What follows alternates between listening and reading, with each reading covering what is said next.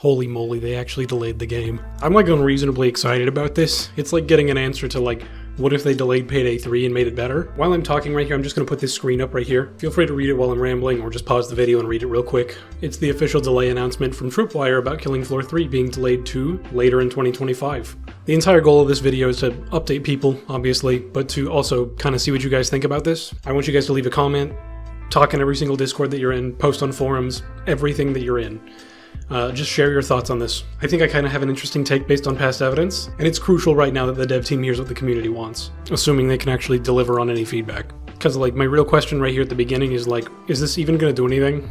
Not to be a pessimist, but we took a survey several months ago about the specialist system. It was officially put out by Tripwire. Overwhelmingly, we saw people saying that they dislike the specialist system. Now, for anybody that doesn't know what that is, that's the idea that Mr. Foster is the commando. For example, you have to play as Mr. Foster when you're playing the commando class.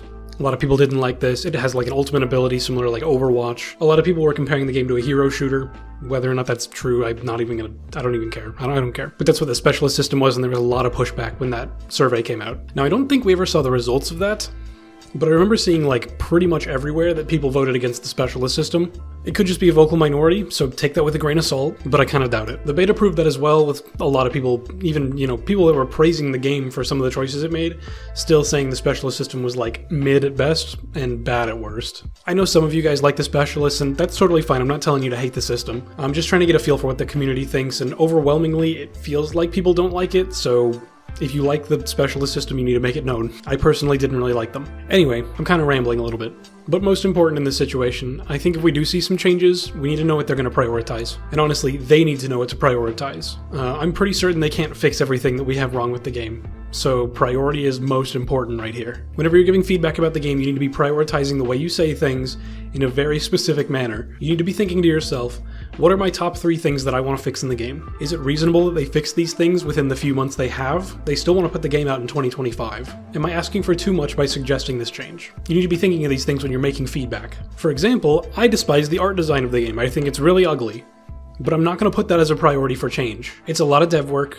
If they're working efficiently, they probably still wouldn't be able to fix anything else after that. We need to let things like the art design take a backseat for now, in favor of more fun and responsive gameplay. More guns being added, specialists being removed, maybe, I don't know, that might be a little too much still. Those are all things that are in the scope of the dev team. If we ask for too much right now, we might actually make the game worse. I know that sounds weird and counterproductive, but they might not have a whole lot of resources. So if we prioritize the wrong things, they're going to put it all in on those few things, and then if they still suck, it's over. It's something Payday 3 struggles with a lot. Video on that soon, so make sure you subscribe to see that. We gotta be careful what we ask for, otherwise they'll get in over their heads. The corporate suits don't know how to sort through these things. I'm rambling again. Here are my priorities for fixing Killing Floor 3. It's in no particular order, but these are just some suggestions that I have. Number 1, some UI changes. I think the UI looks really bland and boring. They should take a page out of like Killing Floor 2's book, or even Killing Floor 1, depending on how stylized they want to go. Throw some pizzazz in there, Same for the trader menu. We're in the future, make it look futuristic or something. I know some of you don't like that futuristic setting in general, but stick to the setting you're in, please.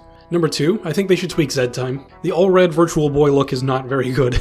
It makes the gore system take a backseat because it's red on red, so you blow up an enemy and you can't tell what's red from the blood or red from another enemy, and the entire vignette gets red, and it's too much red. It's way too much red. Change the highlight color on the Zeds, get rid of it entirely, do something like that. I'm partial to them slowing Z time back down so that we move in slow motion again. Not a big deal though. I'm okay with the movement speed being fast still.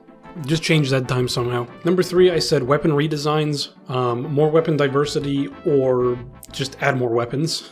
The semi-futuristic look of some of the guns kind of sucks. If you looked at Commando at all, the guns for Commando are a very good example of this. There's a lot of essentially vestigial parts on the gun just to make it look kind of futuristic, but it just comes across as like a half-hearted attempt, So maybe a little bit of a redesign there could be good.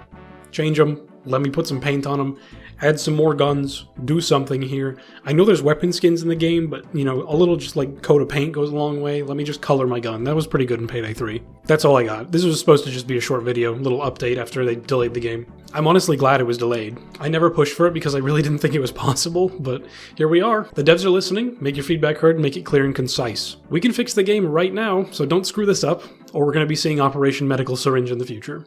Trust me, we don't want that. Okay, bye.